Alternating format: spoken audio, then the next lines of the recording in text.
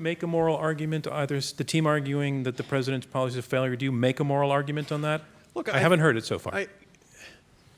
He's a moral man whose actions, or more often inaction, but sometimes his actions, have had terrible consequences. I do not blame him as a human being for that. But I think your question is absolutely the right one. And the moral issues do have to be at the center of a lot of what American foreign policy is about. And what I think is tragic, and I do think this is a tragic failure, let me be very clear about that, is that because the president and his representatives here were so obsessed with actions that they thought had brought different kinds of failures, for some reason, that he decided not to act, not realizing that inaction can bring equally terrible or more terrible consequences. Let's let the other side respond. Vikram Singh. Syria is a catastrophe in every dimension. There is no doubt in my mind that is the thing that will torment, and it does, I'm sure, torment Barack Obama more than any other issue of his presidency. Could I have done more? Could I have stopped it? It will haunt the members of this administration that this much tragedy happened on their watch. There's no doubt about that.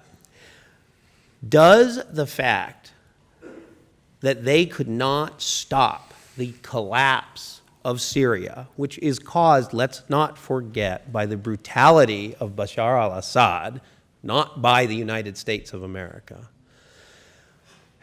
you know, I think it is somewhat unknowable.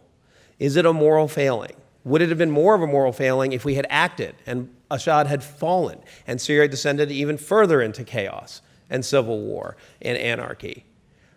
You know, the fact is, you make calls, and you sometimes don't even get to know whether you made the right call or not, because these choices are so hard. Barack Obama had to make a lot of hard calls.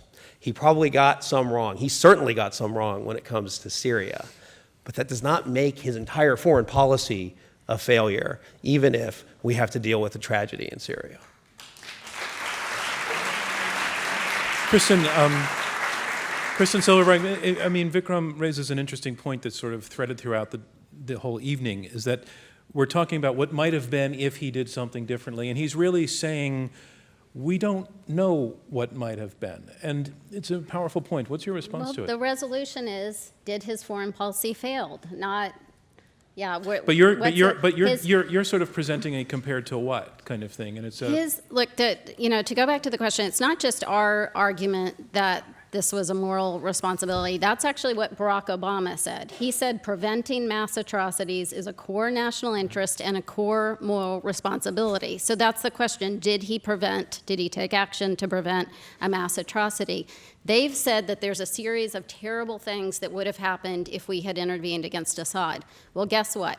All those terrible things happened anyway. ISIS is in control of 40,000 square miles. Syria has entirely collapsed, and it's taking the rest of the region down with it. So I think it's a very hard defense that whatever other alternatives on the table, the one they chose was a success.